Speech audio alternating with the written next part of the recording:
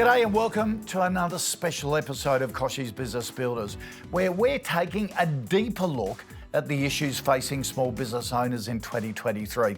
This week, we'll be shining a spotlight on all things small business finance. And help me do just that, my co-host today is Luke Smith. Luke is a licensed financial planner and the Director of Envision Financial. He's been advising business owners, couples and individuals on the nitty-gritty of all things finance for 20 years. Luke's weekly podcast, The Strategy Stacker, dives into the financial strategies we all need to succeed, and he's recently released a book, Smart Money Strategy. Luke, thanks for joining me today. Good to see you. Thanks for having me. You talk about strategy stacking on the way to success. What on earth is strategy stacking? So that came about, the concept of strategy stacking came to life because people I found had Googled or researched or had advice on individual strategies, right, but they were having trouble bringing them together. So the concept of strategy stacking became, regardless of what stage of life you're at, what stage of business growth you're at, it's an ability to take the individual strategies that are relevant to you at the time and then put them on top of each other. So you might have a strong budget to start. Then it might result in better business growth that could then lead to super contributions, that could then lead to funding the purchase of a building for a business owner so that they could then continue to extend their wealth and build on a great foundation of good behaviours and principles. So they end up with a stack that's relevant for them early in their business days, during their business life, or towards the end of their working life, then moving into a stacking facility for retirement that could include contributions, transition to retirement pensions, the sale of buildings, and being able to fund yourself in retirement. That is so sensible because we have all these different strategies going around in our head, but you're saying almost prioritise them, put them down on paper, have a logical sequence. Is there a logical sequence? I think there is, and it's tied to the stage of your life. Yep. So early days, you might have some strategies that won't be appropriate for you as you get older. As you get further into your career, your children get a little bit older. You might decide to become self-employed. You might decide to make super contributions. You then build out the strategies that work for you, considering your cash flow, your assets, and the things that you want to do most. And it might be all working towards retiring at a certain time. But I wanted to put the strategies together to avoid the one thing that people always came in and said, which was, I wish I'd known that sooner.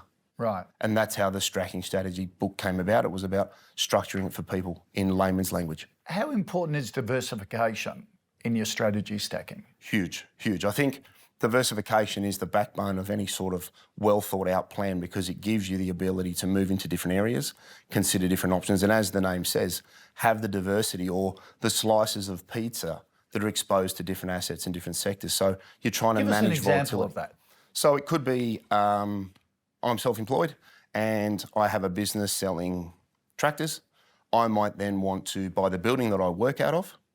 As my cash flow grows, then I build my wealth and then starting to make decisions around where do I invest my cash? Part of that could be super. That could be for minimising your tax or maximising the outcome of your investment options inside a structure that's going to be appropriate for you in the longer term. You may wish to make a distribution out to, say, a family trust and then purchase an investment property, which could be part of an estate planning strategy that you have for your children as they get older. So it's about making sure you have lots of eggs in lots of baskets, which is what the old adage sort of advocates. See, you're really shining a light on this, and for a lot of our viewers it would be a light bulb moment, because what you're saying is your business is the foundation for you building your personal wealth and your family's wealth. So many small business owners get caught into the bunker of just running their business, don't they? They don't look at how it can make your entire life better and your family's life better. Exactly right. And I think anybody that has the courage and the drive to go out and be self-employed, ultimately I think everybody takes on the hours and the grief and the expense and the fear and the fighting to be able to provide for their family. And I think if people can do that in a controlled manner and use strategies that are available to them, we wrote the book to be able to shed a light on that so that people can start early because time is your friend. Okay. All right.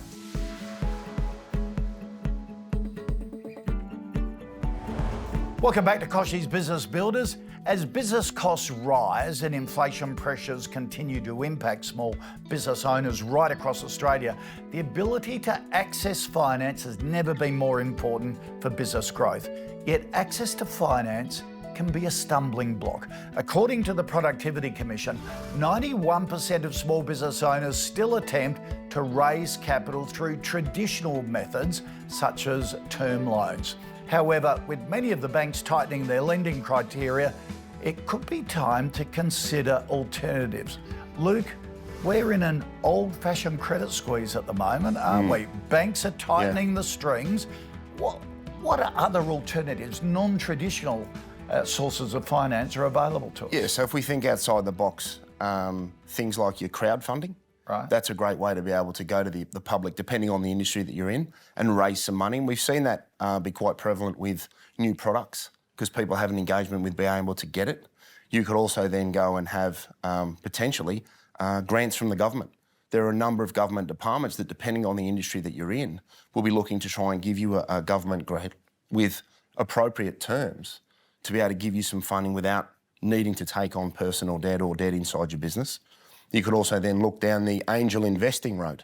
That's where you have people with plenty of money that are looking to support an industry that they may be passionate about, and you have the ability to reach out to them and try and build that into your funding options so that you're, again, limiting the amount of debt that you carry because interest rates continue to go up and up, and that may continue for some time.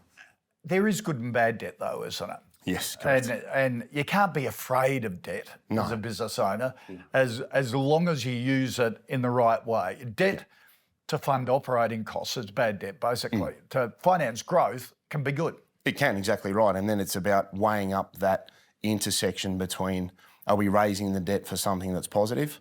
Can we afford to take that on from a cash flow perspective, and what is that going to do? And I think understanding your numbers is vital to be able to getting the right type of debt, as opposed to something like equity funding, where the positive of that is you're not taking on a physical debt with a bank, so the interest payments aren't what they would be. However, the compromise or downside there is you could be giving up some control or some shares in your business, so you then cease to have complete ownership in an entity. So it's important that people understand the whys and the whats and get a structure that's right for them and understand the risk, which may not be financial, that they're taking on by bringing in other parties, which can also be very positive. All right, let's start with that traditional base, which a lot of viewers would have at the moment, being caught in rising interest rates. How do you better manage traditional debt? Is it about shopping around? Is it about putting your bank under the microscope? Yeah, look, I think like anything in life, if you don't ask, you don't get. I've never had one bank ring me and say, hey, Luke, this bank X has an amazing deal. Like we know that doesn't happen. So I think people need to be proactive in relation to the way that they approach the lending facility. I think they need to be able to understand what they need and have a good, strong grasp on the conditions and the terms that they're going to be under. And if you can actually get a better outcome, don't just look at the headline rate. You may consider some of the other sort of inclusions that could impact your ability to service it, your time frame, the amount of money that you need. So there are a number of facets that go to putting your bank sort of under the microscope. And if you don't get the terms that you like, consider shopping it around. But I'd also say find a lender that understands your business. Because not all build banks, a relationship. 100%. And go and work with a bank that understands how your particular industry works. Because some have a lot of experience in certain industries. Some may not have seen or been exposed to whatever you work in. So getting with a lender and having an understanding of what they like from an appetite perspective, you can then give them what they want to look as strong as possible. How do you find them? Is it going to maybe starting at your industry association? Your local chamber of commerce meeting? Is it as simple as I think any of those associations are wonderful as an access and a starting point. I think it also pays then to most people have colleagues in a similar industry and reaching out to colleagues, because every time you think you're coming up against a new challenge as a business owner, somebody's been round the bend and down the street before you. And that can be hugely powerful to the appetite of a lender or a credit association, or where could I get a micro loan, for example, because I don't need a lot of money, but it might be a way of being able to get access to some cheaper funding or a cheaper number without going to a primary lender. And generally, all business owners are happy to share information and help each other out. Don't be afraid to ask, which 100%. is important. Exactly.